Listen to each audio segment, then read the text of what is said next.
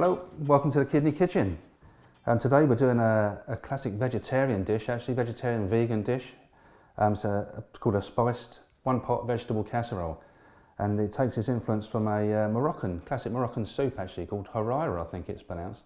Lots of lovely spices, classic North African influenced spices, cumin, cayenne, ginger and cinnamon. And again we've got some lovely butternut squash, courgettes, some lentils and some chickpeas, and again it's all in the same pot, so it's going to be very easy to do but very tasty, very nice. So let's get cooking. So we've just warmed up our pan, get that nice and warm, and into that we're going to put a couple of tablespoons of olive oil, and then the first thing to go in is finely diced onions and some garlic as well. They're going to take about 5 minutes. You want to be nice and soft but not burnt at all. You don't want to get too much colour on them, so just give them 3, 4, 5 minutes just to soften up. So they've had a good few minutes on there, get nice and soft, and a very, very important part of the dish is frying off your spices. So we've got 4 or 5 ones there. We've got cumin, ginger, coriander, turmeric, but then very, very important that you do fry the spices off, otherwise you're going to get it'd be too harsh on your palate, you know what I mean? They've got to fry off, so you release all the flavours from the spices, and you'll really smell that when they're cooking. Okay, and as you can see now, that's all fried off nicely. You can really smell the flavours there. They're going to start adding the vegetables next. We've got some celery. There you go. We've got some yellow peppers and some red ones. You can use the green ones if you like. Gives the dish a lovely bit of colour as well.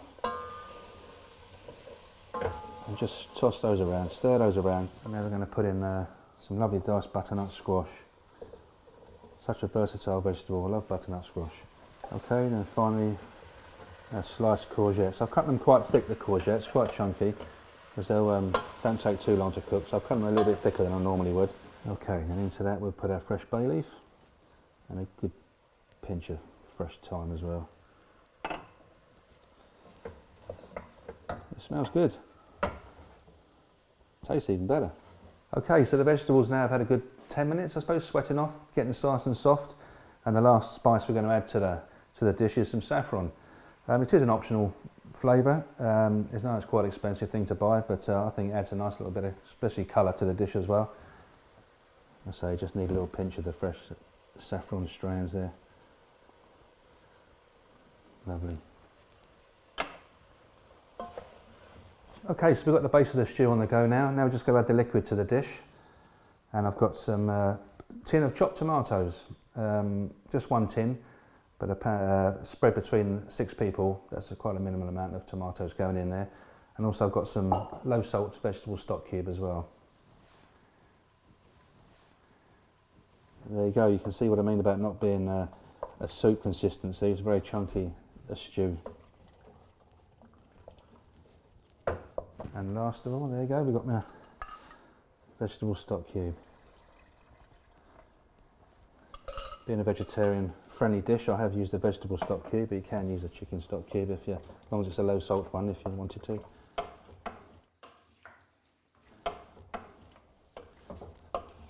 Okay, so the stew's been cooking about 20 minutes now. All the vegetables are nice and soft. I've given it a taste. It's all good. But the last 5 minutes, we're going to put in some cooked chickpeas and some cooked lentils as well.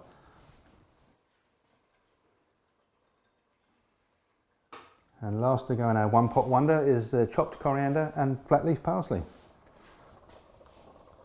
Lovely. They're going to take about 5 to 7 minutes, and while they're cooking, I came across these flatbreads in the shop the other day. They look great. We've got a malted wheat flatbread and a plain flatbread.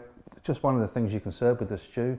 You can use basmati rice, wild rice, couscous, quinoa, so a combination of things you can have with the dish. But I saw these and I thought they looked quite cool, so I'll stick them in the oven for a few minutes to warm up, and we'll give them a try.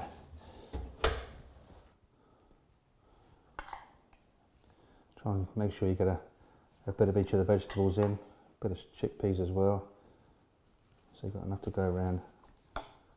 6 portions there. A good portion as well.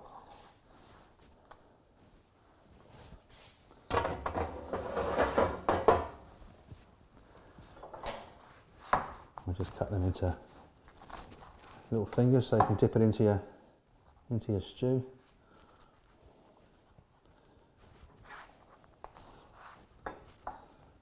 So there we go, our spicy one-pot vegetable stew is ready to try.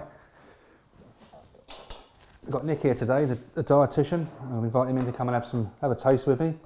Hi Paul, how you doing? How you doing, fella? Good, yeah. Absolutely fantastic. Yeah. Looks excellent.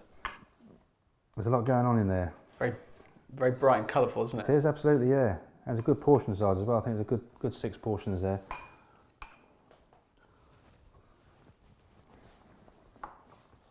Hopefully all the spices come through in there.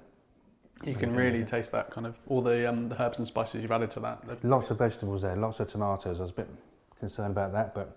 Well, the good thing is you've used tin tomatoes as opposed to passata, so we changed that out for the recipe, so that reduced the potassium. Most of the vegetables there are from the lower potassium range of vegetables.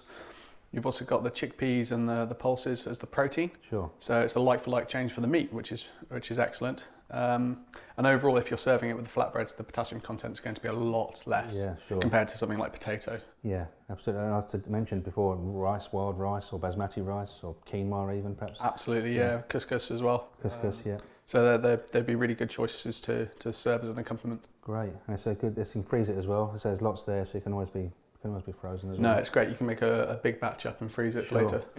Brilliant. Thanks ever so much. Thank you. Thank you.